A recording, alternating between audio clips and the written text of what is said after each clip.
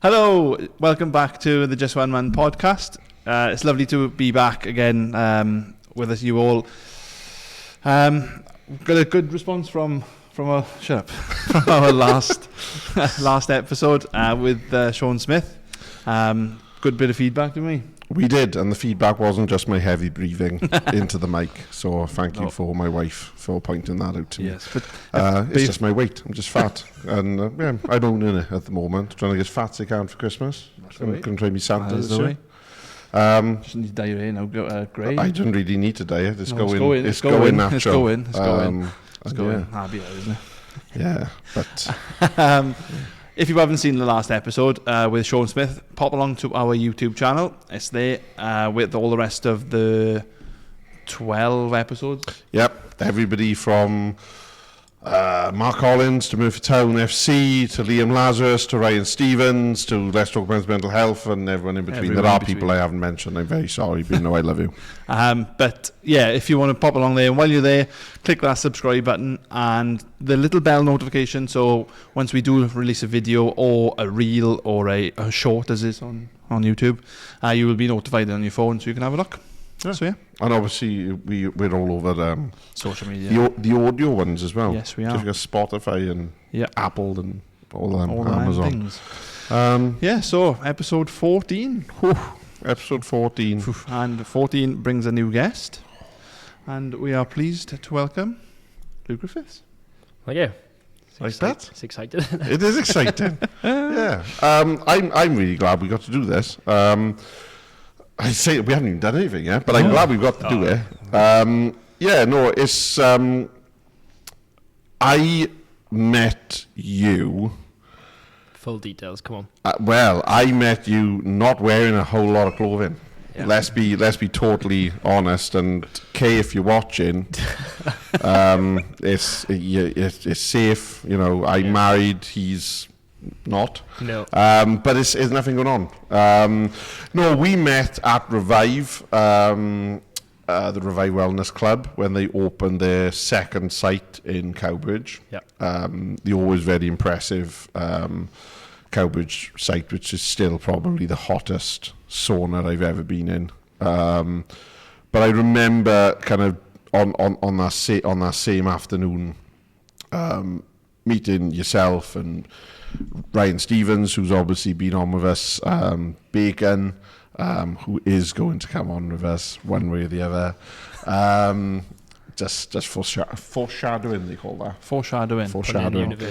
But we kind of we met that day and kind of connected, and it's been a kind of a back and forth social media and text type thing, and keeping in touch and similar kind of interests in terms of kind of mental health stuff and recovery and that obviously in terms of physiques very similar. We're almost identical. It's quite scary, to be honest. It's like looking in a mirror if the mirror was smashed into 1,000 pieces.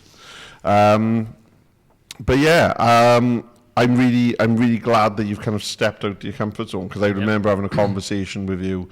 I was coming home from work on the train, and you were like, the thing is, I kind of want to do it, but I don't know what's.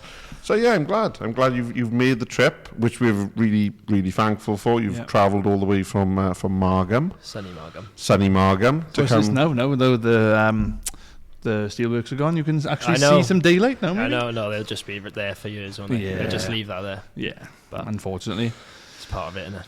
It's not too bad. And our second guest as well from Port Albert as well, isn't it? He's not from Port. He's from Margam. Just on the boundaries. It is the boundaries. He is the boundaries. We've got a lot of Swansea area connections. West is best and all that. West is best. So they say. But anyway. Apparently, I should just say this. I was picked up last week for a comment I made. About Tredegar Rugby, where I referred to them as the Ironsides, and it's a different team. So I'm not going to get myself into any deeper water. I got confused, so I do apologise. Please let me back into your town. Stick to football. I don't really know much about that, to be honest. But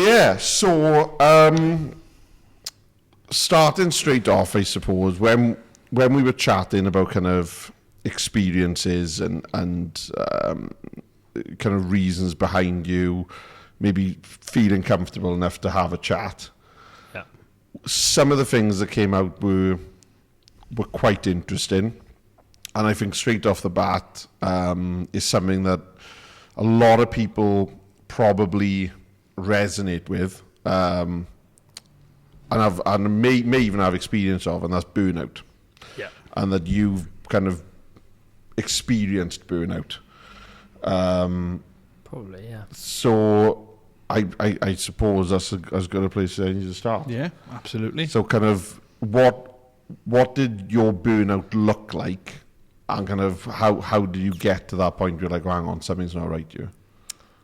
I think it was actually like other people bring it up, to be honest. So I think it's easy to just kind of like go or just work and just keep going and like bury your head. But then sometimes it's realizing actually you need to spend that time. So there was a point where like I wouldn't have a day off, and if I did, or like watch Netflix in the evening or like chilled out, I'd just feel guilty, which is looking now is so stupid, because like that hour, 2 hours to chill will make you more productive in when you are working. But I think it was like other people noticing it, for example, like not really going out with the boys, or like just being generally quite snappy and things like that. So yeah, I think that was probably it, especially like parents and whatever noticing. Once they bring it up, you can kind of get your head around it, but I'm one of them who just buries my head. Like if I get down or sad, I just kind of hide, and that's obviously not the way to deal with it. But for me, it's not about like, I guess, talking. It's actually how to talk. I don't know how to get my feelings out sometimes, which sounds ridiculous, doesn't it? But sometimes it's getting it out of your head. So I just be like, oh, park that and just work again and get back to it. Yeah, I was going to say, do you think that your coping mechanism then is not to talk, is to not to bury your head as such then, but crack on with something else, just to take your mind off it. Something I know I can do. Yeah, and you're very business oriented. Yeah. So you think, right, what's my next thing? What can I do? Yeah, it's a tricky one. I think like training's a good one too. That probably helped. Like the gym is, because it's an hour where really like you can't afford to think about anything else. You can just kind of get there. But it got to a point where even like that, you'd get in your own head, like work yourself up thinking, oh God, I'm not doing this enough. I'm not doing that enough. Whereas it's a tricky one. Like you asked how I realised, and I think it's when other people bring it up, or things that you did find enjoyable maybe weren't as enjoyable. And I think it just came at like the time of like my life or time of year or whatever. So stepping out of maybe one business and then stepping out of rugby and like this sort of stuff, like relationships, whatever, all kind of came at once. So it's just finding out what makes you happy and just doing it, I guess. Yeah, because I was going to say, because you're not quite 30 yet. No. You're not quite old man material. No. Like you should know, you were laughing. I know. I'm older than the pair of you, so I've got a couple of years yet. Yeah, they'll just creep. Let me tell you. 30 is your best years, isn't it? Well, if you want to look at it like that, stay positive. Yeah. I wish you enough for the best for your 30s and your 40s. I'd be lucky if I hit 40, to be honest. But anyway, if I hit 40 stone. We done that, been there, done that. No, so what I was going to say, you're not quite 30 yet. You can already see from your kind of your CV of sorts, of owning, and managing a gym, having a clothing brand at one point, constantly being on the move, having a kind of a semi-pro kind of venture into it isn't too difficult to see, I think, from an outsider's perspective, how the stars could align. Of you're busy in yourself, how long can you keep going and burning the candle at both ends?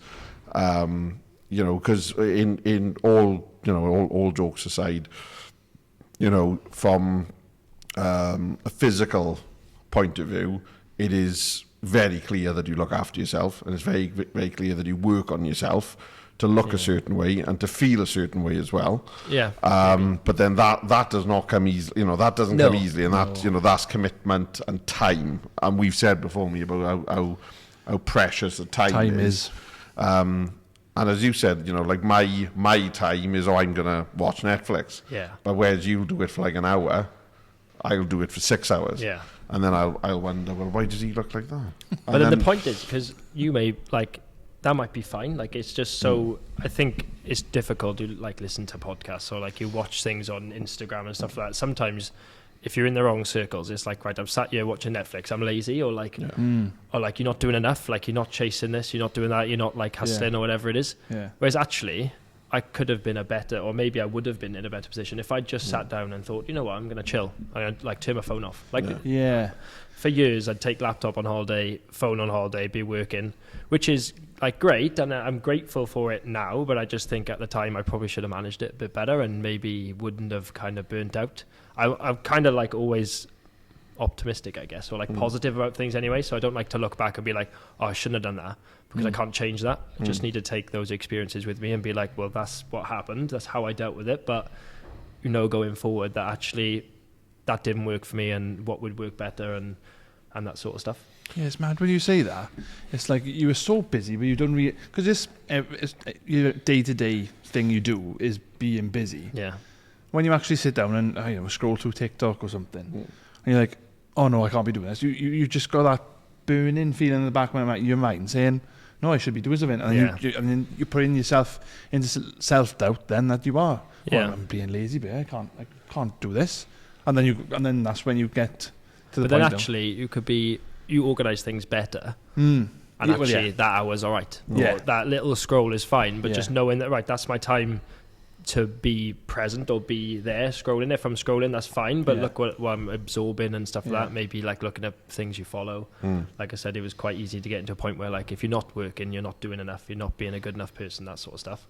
Whereas if you unfollow those things, it's a bit easier. Yeah. Would you say that you are a sort of a list person, like a schedule person, or are you kind of just... I'm a bit of a mess, to be honest. Trying to club. I like lists. I say I haven't got OCD, but I have with certain things, but not to a full. I'm not fully there, which is weird. I think I'm very messy. I find it hard to get stuff out of my head sometimes onto paper. Okay. I'm quite like, there's loads going on up there, which is nice. Sometimes it's just getting it down and actually maybe prioritizing things. Yeah. Which was probably one of the things that led ultimately to, like, just having enough, burning out and being like, oh, do you know what? I'm done here. I'm just maybe packing everything in. Whereas if I'd been a bit more structured, organised, I like being organised, but then I quite like being spontaneous too. It's fun, isn't it? It's and that dichotomy really is, I think, what's really in. As you said, you know, it's like organised chaos, isn't it? Yeah, I think that's the best way to describe 100%, it. It's almost like organised chaos, because there is a spontaneity about, I'm going to do this when this opportunity arises, but I still need to make sure that I go to the gym. I still need to make sure I eat healthily. I still need to make sure that my personal training clients are sorted, or this business meeting's been done, or whatever. So, but it all somehow melds together, but you're not quite sure how it does. No. It just seems for me, to the happen. gym has always been there. Yeah, the gym and, like, eating healthy. I'm probably quite fortunate in terms of maybe genetics and things. Like, generally, I was like that kid at school, like, quite skinny, always quite sporty, that sort of stuff. So maybe a little bit lucky that side, but gym has always been there. Eating, I generally eat pretty well. Like, mum and dad used to cook quite nice food and things like that, so we'd have that. But the gym's always been there. That's been non-negotiable, really. That time where I always think it's just time to work on yourself, and no one else is going to get that benefit. If I go to the gym, I'm going to get that benefit. No one else is going to get that. Yeah. And when would you say then that you kind of, I suppose, when were you introduced to a gym? And then B, when did you realise, right, this is a lifestyle? Yeah. Because you do get people who will go casually. I've done it over time, and then I've also went the other way when I lost all that weight during lockdown, which I've now found again. I shouldn't laugh, and I'm ashamed of myself. We'll get that back off now. But We're coming right now. You're coming running. Coming on a live real-time podcast. That'd be funny, wouldn't it? Podcast on a run. We should have done that. The Fish Run Club. If you can call it a run, it was more of a saunter.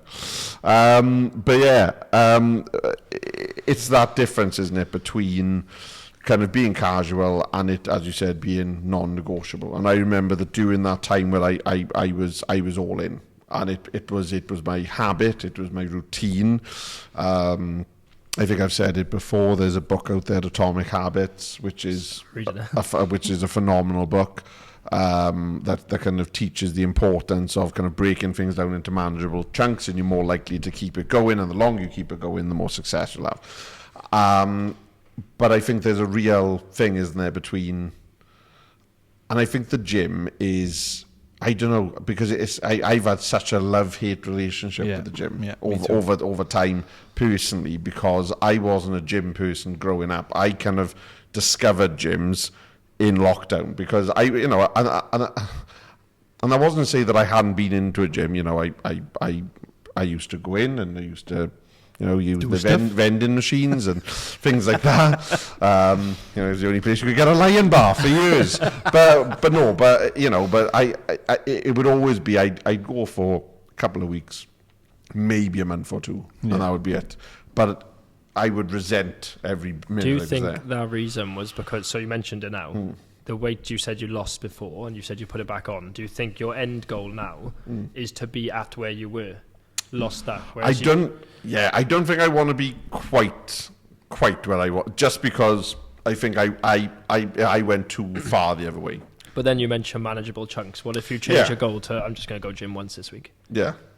Yeah, that's true. Yes. And then next week, I've done it once. I'm going to go to the gym, or maybe next month I'm going to go twice. Yeah. Yeah, Forget the that is a end good goal. idea, Just enjoy actually. it, innit? So I actually remember I was 15, starting the gym. I think I was playing for Celtic Crusaders or something in rugby league. Nice. 15, and like I said, it was always like the smaller guy. They're like, right, you all need to go to the gym now, start building up. But it was at that time when it was like, is training good for you? It's going to stunt your growth, this sort of stuff. Whereas now I think it's a bit more like research. So started going with my mum to the gym down the road, and I actually remember using tins of beans and things like that. That sounds ridiculous, doesn't it? And looking back now, I'm like, what an absolute joker. But literally started tins of beans. I think I bought my first dumbbell set, plastic one from Argos. And I remember it used to be a point where I'd go out with the boys. So, when you go out in the streets or whatever, and a Saturday, and if I had a gym session to do, I'd pack those dumbbells in a rucksack. So when we got in from the night out, messing around, we wouldn't drink at that point. I'd have to do my dumbbell stuff. And to be fair, my mum used to give me a bollocking if I didn't. She'd say, look, this is holding you accountable, I guess, giving you that push. Sometimes I did, sometimes I didn't. But I remember carrying around this grey rucksack with these little Argos dumbbells in, because I'd have to do my session. And I think it just progressed from there, really. Obviously, you start training, maybe you start seeing, oh, hang on, I've got a bicep coming or abs. And you're like, oh, there we go, I'll keep going. Which led into kind of college, did rugby academy, Pencoed, then into uni, into strength and conditioning. And then I think it was always rugby. Now it's more performance. I just want to be someone says, you mentioned high rocks, do you want to do high rocks? I'm like, yeah, fuck, let's just do it. Yeah. Don't have to train, let's go. I'm all right. If someone says, do you want to do maybe CrossFit competitions, maybe a bit more skillful, but you feel like you'd be all right. So yeah, it was quite I guess it did kind of snowball. Started off tins of beans, and now we're on to weights, I guess, and doing competitions and things. And it's mad that that one kind of thing that you had to do in rugby training is the kind of pillar of what you're doing now. Yeah. It's gone from when you're 15 to, how old are you now? 28. Oh yeah, it says there. Damn, that's what I got that there for. I'm going to say. What's the point in a cheat sheet if you don't use it? Exactly. No use for this. And I think it's great that you can keep on doing it, and you've stuck at it, and you like doing it, and obviously you've done it as a job now, and from that. It's funny, isn't it? I think that's why you look back at things, maybe don't play rugby now, so I could look at that in a negative and think, I don't play as a waste of time. But then you mentioned actually you look back and everything, it's a bit cliche and everything happens for a reason. But if I didn't play rugby, maybe I wouldn't have got into the gym. And if I didn't get into the gym, maybe I wouldn't be where I am now. No, exactly. It's easy to get caught up in that, I think, innit? But actually, when you look back, I think, like I said, everything has a place, and that's why we're here. So, what sort of? Oh, go on, Mark. No, I was just going to ask from a rugby perspective, really. Was it always rugby? Was that No. the natural? No, so I used to play football. Was my first sport when we were in England. So played for a few academies when I was younger, which is all right, I guess. Go on, name drop them. Do you want me to? Go on, name drop them. Everyone else does. Okay. I played for QPR, Southampton, Chelsea, Fulham and Reading. Academies when I was like 6 to 10, something like that. Still? Yeah, but you're only like 12 now. So it's fine. So if Merthyr Town want to sign Luke Griffiths... I would play football over rugby now any day. There you go. Paul Michael, get him on, son. I remember I'd probably like traumatised from that. So I remember... Paul, don't sign him yet. No. So, like primary school, I always remember getting picked up from primary school. My mum would pick me up and like, it's only now when you appreciate the stuff your parents did and things, didn't you? So like my mum and dad, to be fair, solid, like really solid. And my mum used to pick me up from school, whatever. We'd go from Reading-ish, drive to London, go train in QPR. I can always, if I open a packet of cheese and onion crisps, it takes me straight back to the car, because I used to eat ham sandwiches, cheese and onion crisps, go and do my training, sleep in the car on the way home, go to bed, go to school, maybe the next day not do anything, the day after do the same thing, drive to London. So London twice a week. And then I started playing rugby, but I never wanted to play rugby when it was tag. So like, I just think I started it and it was tag, and I was like, I'm not doing that. That's a load of shit. So, can I swear? Yeah, of course you can. Just say whatever you want. That's so tame. Yeah, that's all right then. That's all right. Have you seen Sean's episode? No, we love you, Sean. One long beep.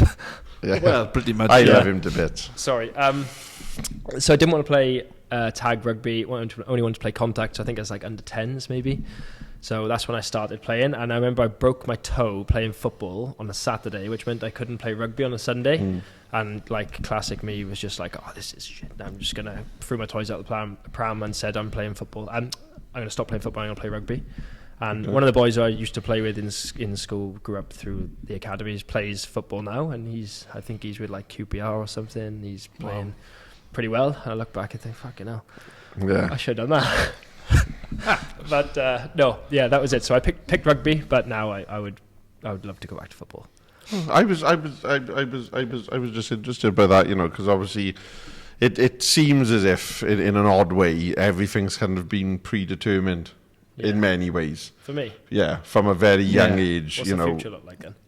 Well, I don't know that. I'm no fortune teller, but what I can't is it would appear as though that you've had things from a real young age, where you've had the discipline of being and the kind of structures being put in from a really young age.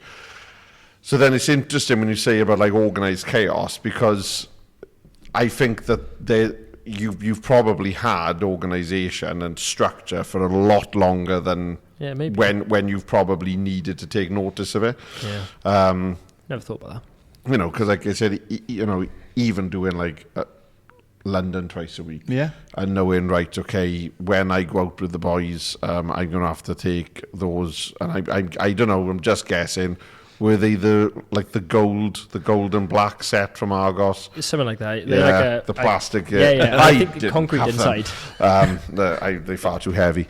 But I couldn't carry those around in my DVDs. I didn't use them all the time in fairness, but I remember them being there, carrying this bag around, and I used to be like, I'm going out, I'm going to use these. But again, it's all part of this kind of commitment to I'm going to be better. I'm going to have order.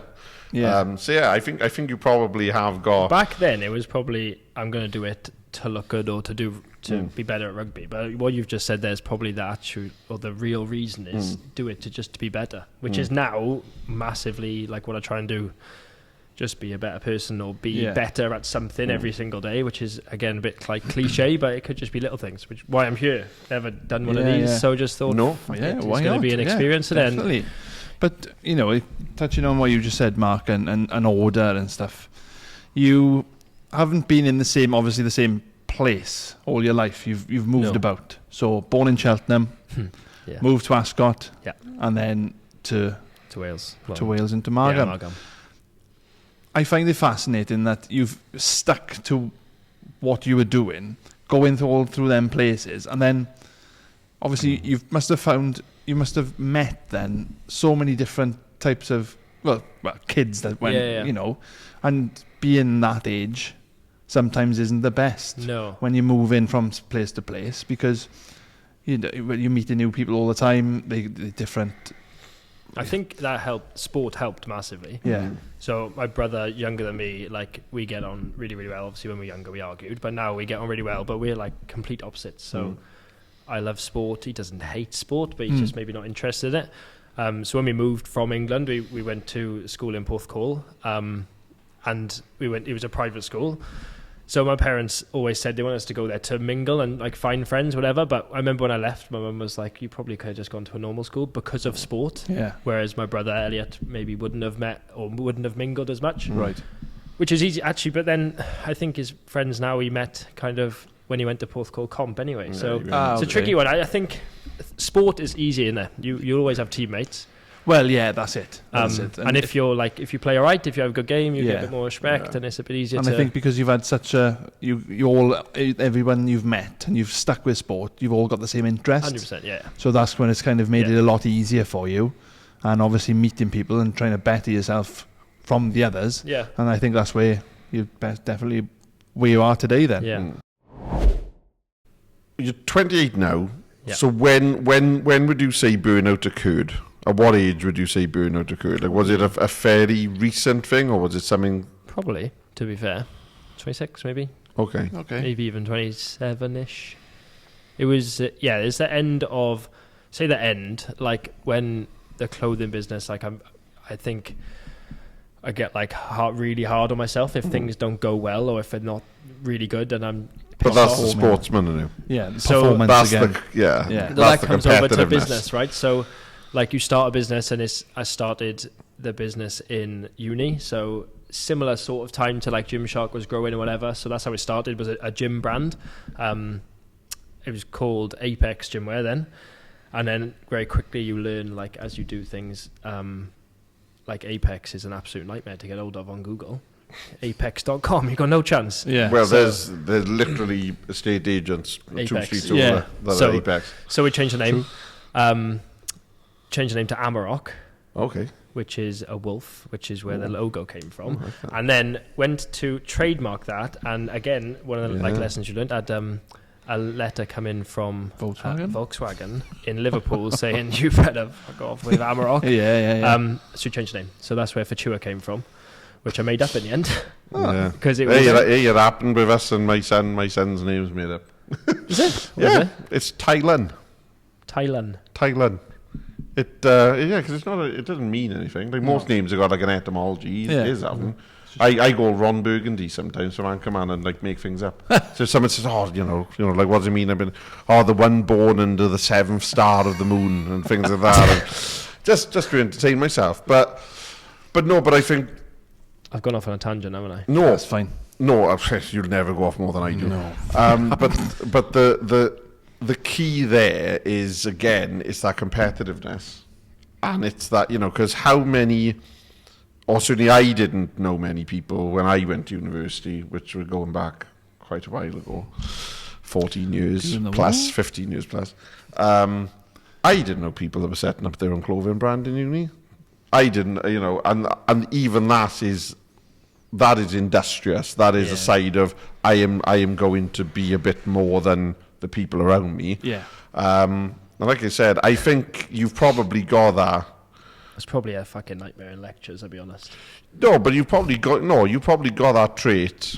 It's just wanting, like, I don't really like boundaries, I guess. Nothing wrong with that. There's nothing wrong with why that. should I be sat here? I'm thinking, and do you know what gets me is, if you're taught, why didn't we get taught in school how to make money? And that's going to sound ridiculous, but then I also don't believe the person teaching you that unless they've got money. And that might be the most shallow thing ever, but that's how I feel. There's loads of people, they say, don't they, that you should never have a tattoo by someone that haven't got it themselves. Yeah. Because and that mindset of, well, if they haven't done it, then how am I expected to have a degree of trust in it? Yeah, I think this. Yeah, I don't know what it was, to be honest. Clothing was a nice one because I was going back to the gym again, I guess. Yeah. It was just like, I'll go there, I'll wear this, wear that, and like just kind of escalated from there. Wanted to make like Nike quality. Like Nike is probably the brand I most like, I guess. Yeah.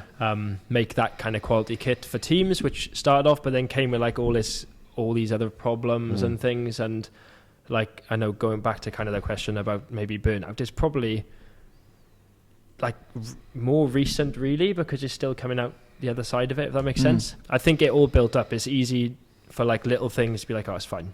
And then it's fine, and then little things build up, and before you know it, something stupid pisses you off. Yeah. And you're like, it's gone. It's just the realization that your pipe dream that you're doing is harder than you first expected. Yeah. And then when these little niggly things come up, as just choosing a name. Yeah. Why can't I choose a name for my freaking business? Like. Yeah. And then it's just again snowball effect again. It's just like, I think the little things is massive. So what did you do in university? Sports science with strength and conditioning. Right, because that's what I always find even more impressive. Because on paper, you've got no business starting a business because you're not business educated. No. And I find that's always impressive for me. 100%. When people who just go and like I literally know someone who has a business management degree and has like and yet he's got no interest in doing that. He's happy to be and if it works for him, then great. But then I always find it very impressive when people who don't come from a business world get into business and they give it a go, because it's what you got to do. Yeah, exactly. I probably dropped the ball a bit there on sports science, thinking it was a sports degree, and it was a science degree. It's hard.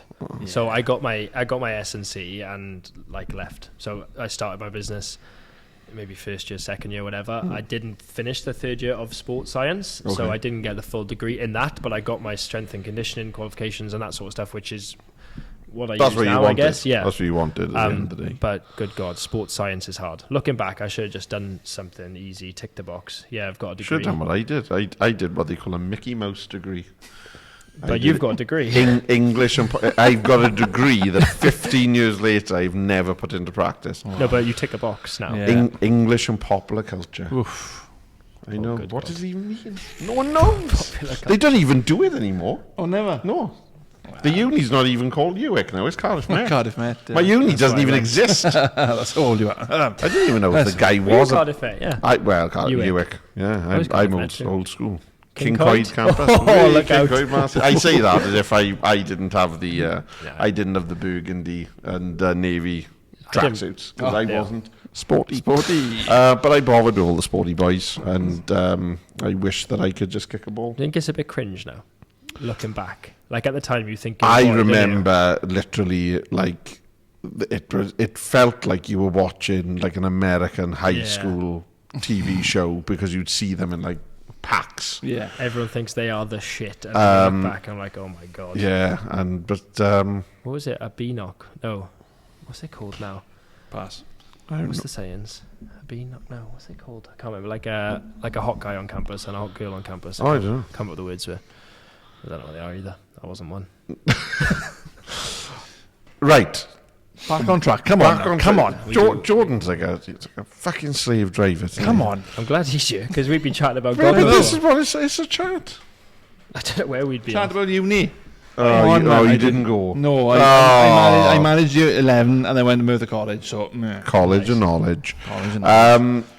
Right. So you mentioned when we were kind of having a bit of back and forth before you came on. You mentioned about losing friends. Yeah. And the loss of friends. Mm-hmm. Do you mind going into that? No, it's fine. Go. Well, that's as far as I've gone. Yeah, no, it's fine. It's fine. Yeah, just it's like classic, like rugby, not talking, that sort of stuff. we probably weren't as close as we were when he like, you know, took his life or whatever. But there was a point where we were really close. We mentioned earlier, like Amsterdam Sevens and stuff like that. Like we used to go there every year. Like we were really, really close. And there was a point where I was going to quit rugby, and it was him who got me back into rugby. Oh, okay. Started playing for Trebanos because of him. He said, just come and give it a try. And then from Trebanos, ended up going to like Swansea and probably playing at the highest level I was going to play, but as a knock-on effect, I guess. So we were really close. But like, there's loads of things really, I guess, that you could never see it, but I just mean like now I just think like you've got to want to help yourself, and I don't mean that in a nasty way at all. I just mean like I think there's a culture here, like maybe you go train twice a week, go to rugby, get pissed, do whatever, then die on the Sunday and carry on. Yeah. And I just think like really if that's not helping, is it? No. So yeah, like we were really close. We kind of drifted a bit, and I remember got a text. I was out with my girlfriend at the time in Porthcawl and got a text from like other people like, "Are you alright?" I'm like, "What are you on about?" I'm alright. And then obviously found out then, which is it's tough because it's just a strange one really. Do you feel like process? Do you feel like that? It's like when you are trying to process it and you think, right, okay, I was really close to this person. No kind of warning signs came up, and then all of a sudden he's no longer here. Yes, you haven't kind of spoken to him for a while, but obviously you've got not a guilt feeling, but it knocks you for six. It did, yeah. At the time, it's like, why wouldn't you just speak to someone? Yeah. I don't deal well with death, to be honest with you. Like I just a classic, just bury my head or just try and park it and not think about it. But when you do think about it, it's like, fuck, why did you feel so like alone or whatever it was to not speak to someone? Yeah. But it's that headspace, and I think it's just, it's a hard one to process. Obviously, the classic is to think like, oh, why wouldn't you speak to me? But then to be in a position and feel that way is obviously not nice. No. And I haven't felt like that. I've felt maybe pretty shit and probably depressed at one point, but like thankfully I've never really felt like that. But I've always, I think because of like, I always think about like my family. In fairness, that's probably the biggest one. Is I think like my mum, my dad, brother, my dog. Like I don't think I could. Well, I wouldn't do that to them or to the family. But then to think of someone to get into that point is sad, which is a bit that hurts, especially when they were or they meant a lot to you. Yeah. Doesn't matter like if you drift or whatever. Like shit happens, but they, you know, friends are friends. Yeah. 100%. Yeah. You know, like we've had some fantastic individuals who I care for dearly, who have sat where you are, and they've shared really personal stories, and a lot of it, I always say it, you know, if you look at them in isolation, I think they all have the impact, but then when you put them together, it builds a picture. You know, I remember Paul Carpenter, who at the time was with Leicester Men's Mental Health, which is a fantastic peer-to-peer support group.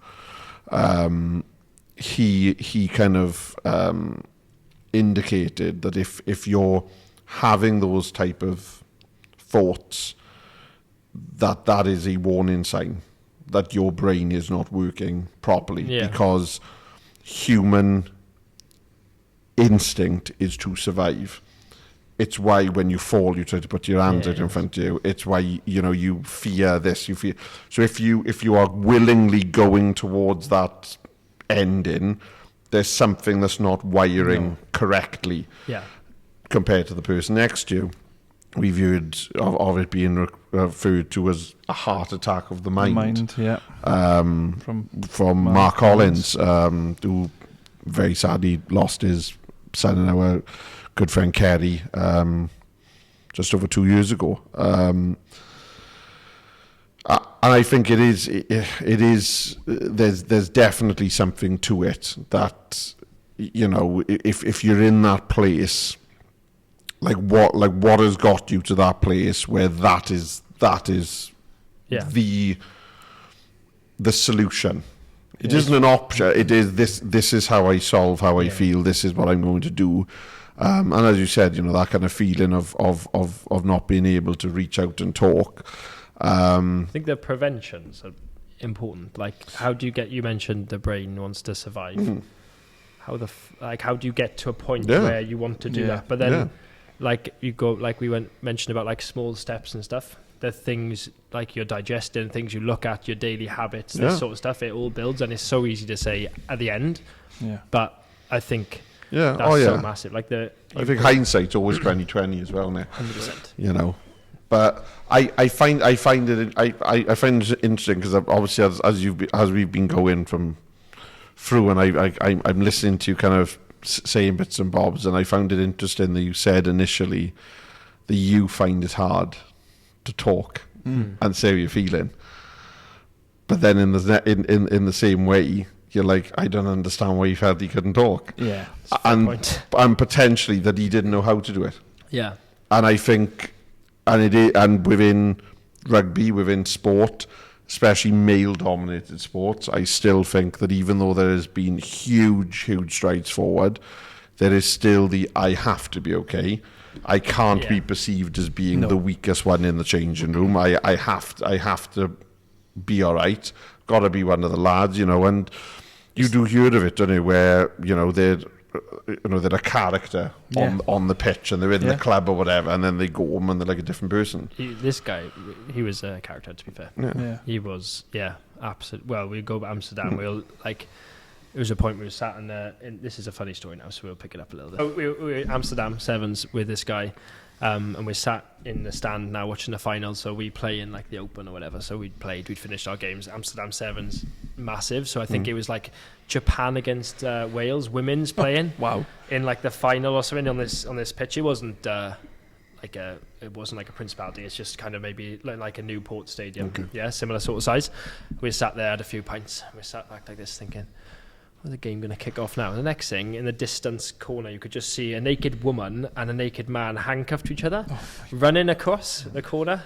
Thinking, "What the fuck is going on here? Who's that?" And as they get closer, we're like, "Oh no, it's not, is it?" And it was him. Oh my just sprinted God. across naked. I can still see the look on the Japan women's number 10's face when she's seen his little boy, and I was like, "Oh no!"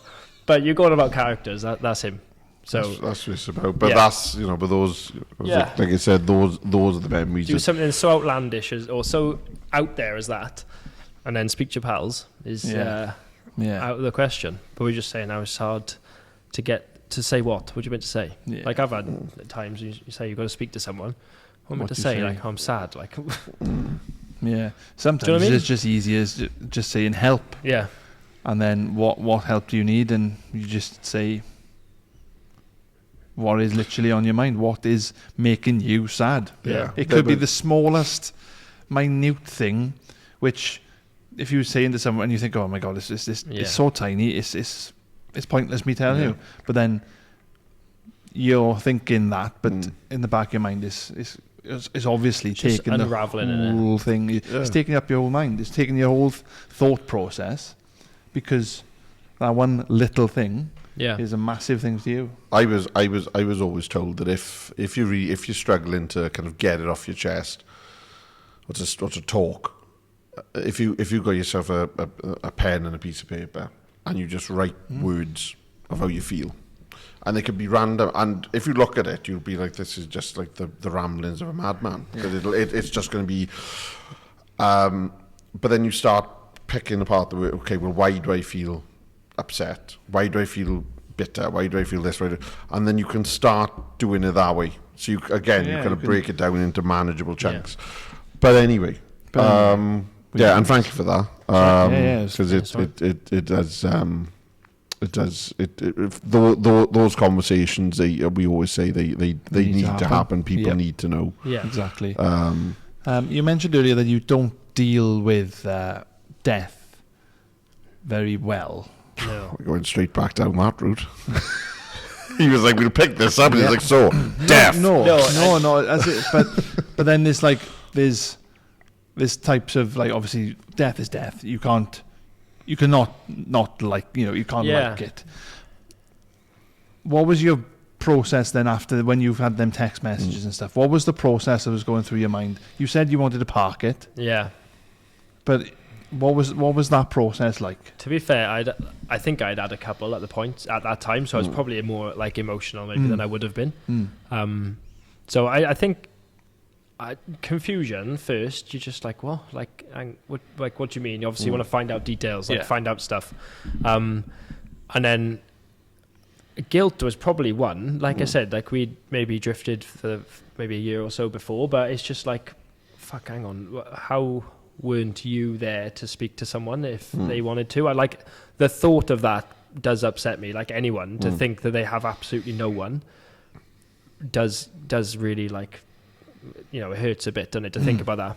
But then the flip side of that, and probably like different headspace, I guess, just makes me grateful for like people I've got in my life, and everyone, I suppose, or most people you'd hope has got them, or everyone's got them. It's just maybe knowing who they are and thinking, I think it's really difficult unless you've been there. But for me, I just think I couldn't do that to them. No. Regardless, I don't care how I feel. I would never, ever want to hurt them that much. And I don't mean, obviously people are in different headspaces and I've never been there, thankfully. But like, it's tough. But for me, that would be what I would be thinking. Like, fuck, I can't do that to them. No. Like, it's, you know, I wouldn't be here, but I couldn't leave them with that. No. Okay. No, I think that's fair, and I think we kind of wrap this particular area at this point. But what I would say, not to kind of throw a pipe bomb in, but when you're going through those emotions and you say, you know, about being sad and upset and a bit, is anger one of them? Is anger or frustration one? Frustration. Of not, but. Because you know, like we know people who very sadly have lost people, and some of them have openly said, you know, I'm angry. I'm angry at them because they've done this, they've done that, they've left us. They've left, you know, why didn't they talk to? And I was just curious as all if that was because obviously you go through that experience, and very sadly, you know, all of us around this kind of whatever this is semi-table, I've experienced that particular method of loss.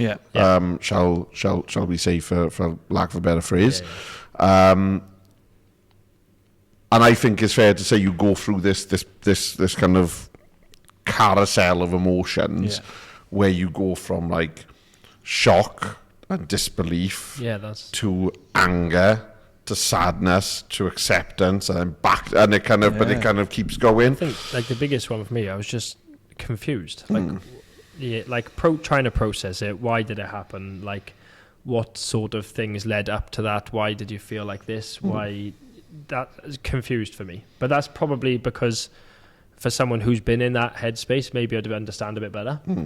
But then I do think it's hard to just, I don't know, it's just a tricky one, isn't it, for me? Confusion is the biggest one. Like you said, obviously you're sad, but maybe a bit of guilt, a bit of anger, like why didn't something happen before? It didn't need to get to that. Nothing's that bad.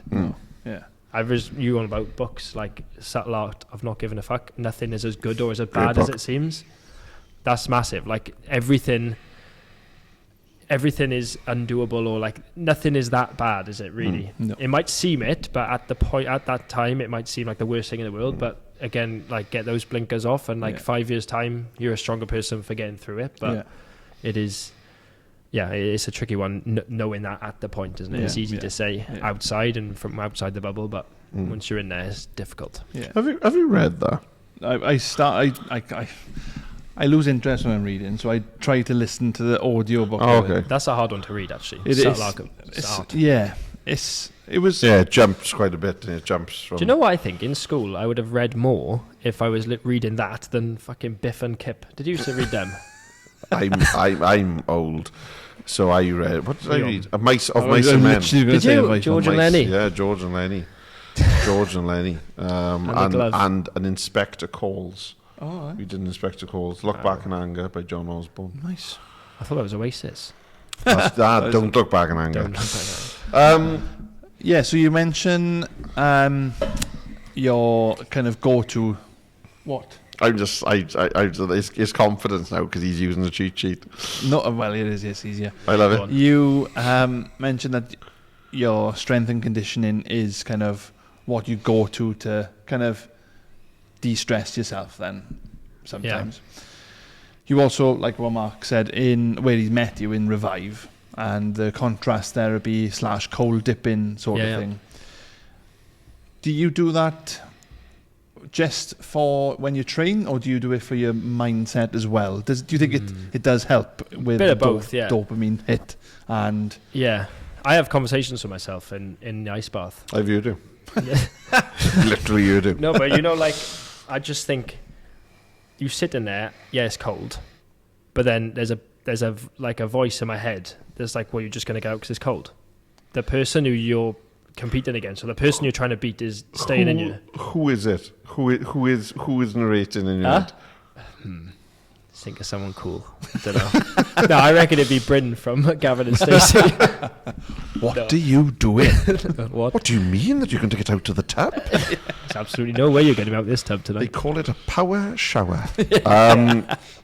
No, I have conversations with myself. I do it for sport as well, so I get like like back. Yeah, like psyching yourself up. And I like the ice bath. I just go 2 degrees for 2 minutes because my thoughts are they're all cold. Why would you want to spend longer in there? And psychologically, I think 8 degrees, because it's Revive, for example, 8, 6, 4, 2. Yeah. Think, right, I'll go in 8 because it's warm. It's not warm. No. It's not warm. It's not warm. So in your head, you're going in thinking, it's going to be all right, but it's not. It's not. No. One of my good mates went in in ice bath the other week. I just got to say this, and committed to camera and filmed them. Oh, okay. But he went in one, and we were in the showers after, and he shouted over Mark, "I think there's a problem. I think I identify as a woman." And I just needed to put that out there, and he knows exactly who he is. Oh my God! We've all been there, I think. I agree. You know, and in terms like self-care, you know, you've already mentioned, you know, ice baths and the gym, reading. How important is it now for you to have those self-care outlets now compared to kind of pre-burnout? Yeah. Massive, isn't it? It's like, I think even when you're in that headspace, it's like, fuck, I can't go ice bath. I haven't got 2 minutes to spend in a two. I haven't got 2 minutes. Like, shut up. No one's life is that busy. You've got 2 minutes to spend 2 minutes on yourself. Yeah. So now, massively important. I think the ice bath's good because you sit there, you can't think about much else, can you, other than I'm absolutely freezing. And if I panic, I'm going to make a tit down myself. I'm going to jump out. Whereas I think to myself, like, it's going to be hard. It's 2 minutes. I can get in there. Like, it's 2 minutes of your life. Yeah. Yes, it's hard, but how much better does that make me at other things? There's other stuff is going to be hard. Yeah. So I saw like a quote. I love a quote, but I saw a quote about like the ability to do hard things gets better the more you do hard things. So sitting in an ice bath for 2 degrees for 2 minutes might not seem big, but for me, I'm like, I've done that's hard and I've done it. Yeah. So when someone else comes, it transfers over to like a fitness session.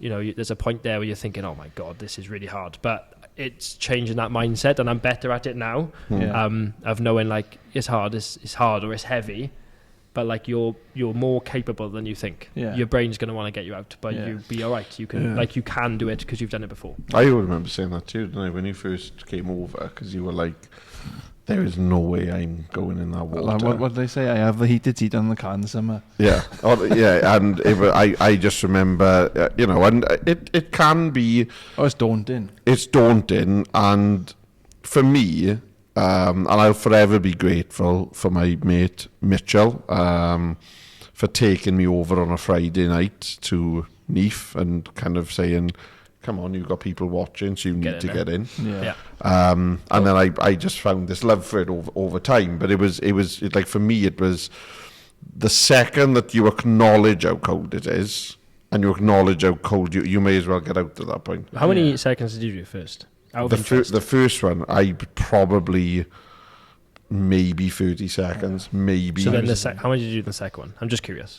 I probably went up to about 45. It was very incremental. Are we going time. about like manageable chunks? Yeah. You know, that's how I started. Literally 15 seconds probably.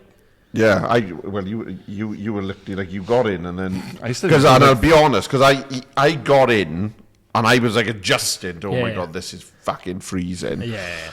And I saw him getting in, and then I remember going like that, and he was like in the same position, but he was getting out.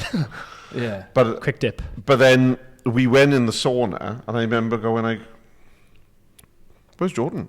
And he was just sat In there. Saturday, in the just- sink Yeah. Oh, nice. for 8.5 minutes. Well, it wasn't. Just like well, that. yeah, it was about. It was 8.5. You were in 8.5, and That's harder than 2 degrees at 2. it was. Surely. I was just like, He it's came out, and he was just. Quite like a fish finger. Did you have to defrost? It was you.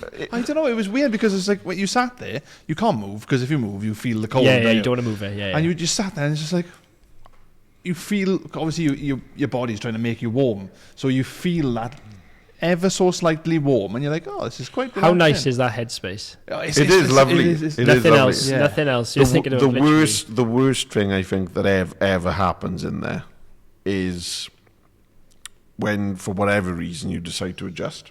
And you only need to don't do this. that. Yeah, don't do that. And it's like it happens all over again Worse. just for It's shit worse. to take. Yeah. off. do that. Yeah, but you know when it's cold, when the rugby boys come in with socks on. Yeah. You- That helps though. Well, Do you yeah. put your hands in too? I No. don't. No, Because so I I'm don't. not a maniac. I'm I'm a many things, but I'm arms out, Yeah, chilling, arms out, an yeah. arms out. pretending I can reach the seat. And then a neath rugby player comes in, goes in the 2 degrees, straight under, head under, I know. and then gets Well, put it's down. like it's like Ryan, and I'm sure we said about it when Ryan came on. Like, the first time I met him was the same day that I met you, and whereas you were stripping off and getting your physique out. To go in the ice bath, it wasn't just like, hi, I'm you. When Hi, I'm Luke. no, that would yeah. It was to get ready. Obviously Ryan was there, and he's like, I don't even know what day he's on at the moment of these open is he? body water dips. He's still doing. 1,300 and It's something. he's well into the thousands. Yeah. fair play. Which is incredible. And I was in Revive last Thursday, which will mean nothing to you because this isn't going to go out live. But I was there last week, and sure enough, who's getting out of a tub and chucking his poncho on with a little mistake, and I'm like, oh my gosh, Ryan! And he's just like, oh, you bet. And then I look at his Instagram feed, and that morning he's been down to like some stunning sunrise and gone and went out in the sea. Then he's run along like cliff edges, Barefoot, probably. barefoot. Then he's gone somewhere with the dog. Then he's done like 2 talks to like young people and been really inspirational. Then he's gone and done a gym. And I'm thinking, Basically Goggins, isn't he? but that's what I mean when I say about people who are built differently. Yeah. And In a good way. Yeah, but like yourself, because if you look on newer stuff, you're always doing something. Even when you're just reading, you're still doing something. Yeah. Yeah. There's always the kind of, when like, Switching off is hard. yeah. The food you make always looks nice. Banging in it. It does look good. It does look good. I'll be honest. There's been some days I've been there and I've been thinking, Nice boy. I Loves a salad. really want that salad over this sausage and chips. It was going to sausage chips. Yeah. It's the But- feeling after for me, innit? The feeling after Well, that's sausage what I mean. and chips would be, I just feel a bit stodgy. That's how I've literally lived the last 35 years of my life. That'll be on my gravestone. He was stodgy. Stodgy.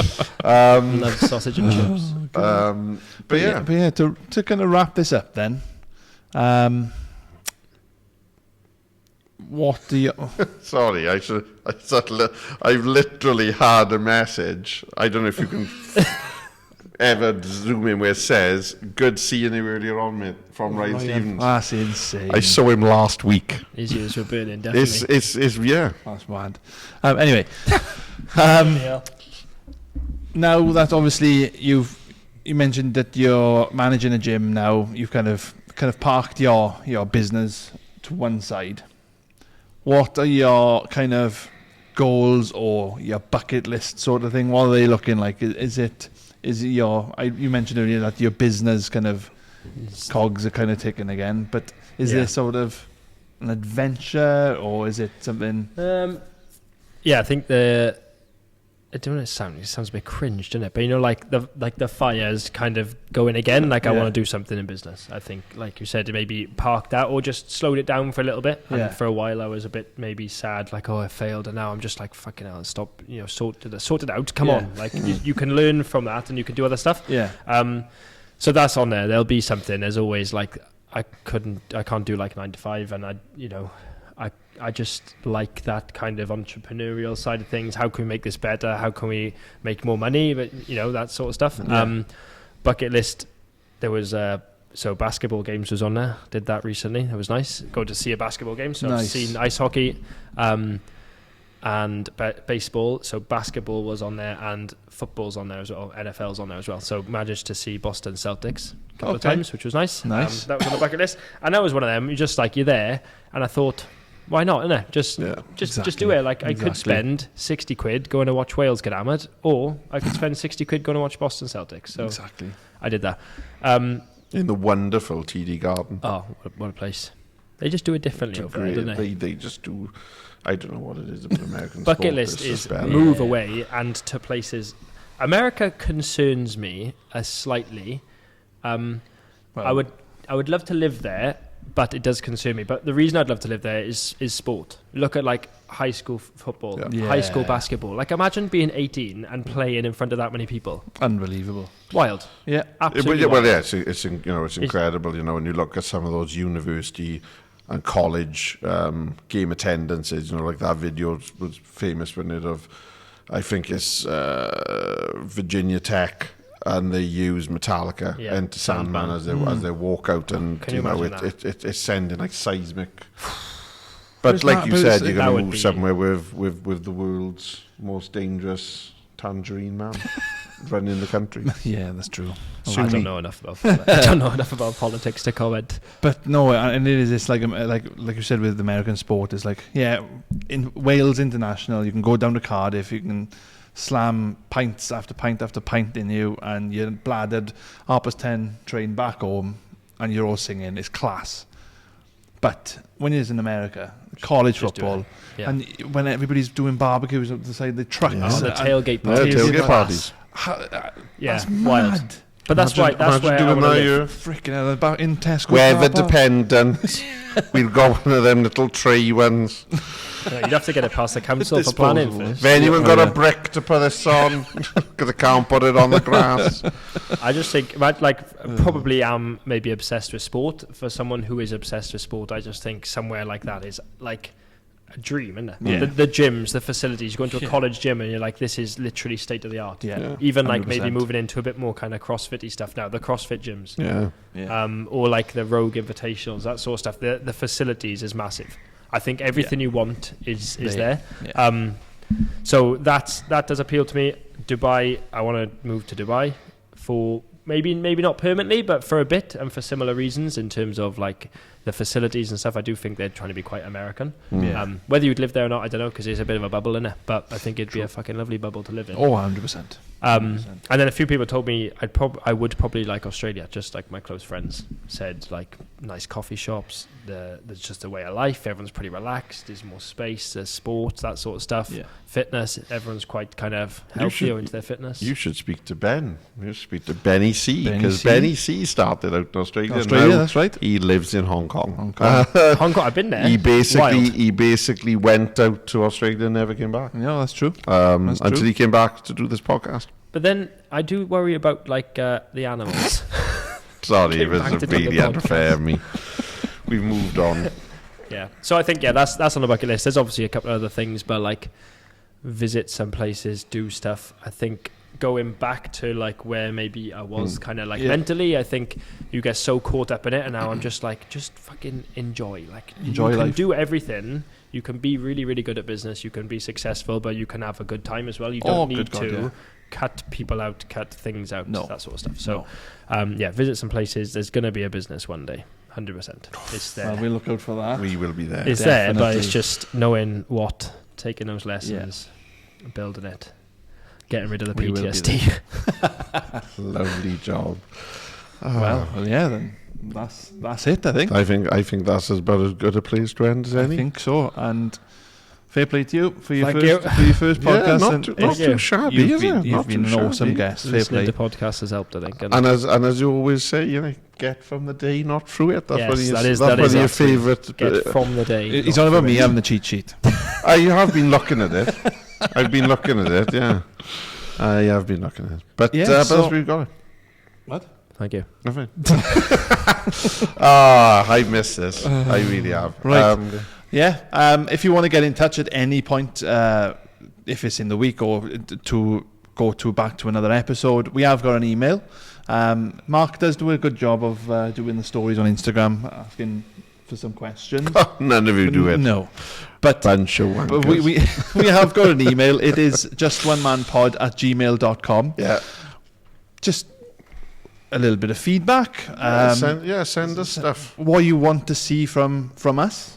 What kind of guests you want to kind of see, and if we Even if it's you. exactly. Even if it's you. Exactly. Just pop an email in across. And DM us. Or DM us. DM us on Instagram or Facebook or whatever. Yeah. While you're on socials as well, get following this guy. Oh, that'd be lovely. Thank you. That'll be good. So what's your? It's Luke_Futura. So FITURE. there you go. Happy days. And you got all sorts on there. All sorts. It's mainly him with his top Yeah, off. all sorts apart from a t-shirt. You were gonna say it when I saw it. Yeah. But no, I think it is good because I think people who are into fitness and good, healthy, positive lifestyles will get a lot out of following you. Yeah. So I would recommend Definitely. anyone to go and give Luke a follow. Network's massive, isn't it? It is. It is. Link up. Yep. It is. And on that note, thank you very much for watching and listening yet again. Next episode will be coming out soon. It will be coming out soon. Well, obviously after this one, we will be recording the next episode. We've got somebody else lined up. And we look forward to seeing you again. See you soon. Take care. Bye. Bye.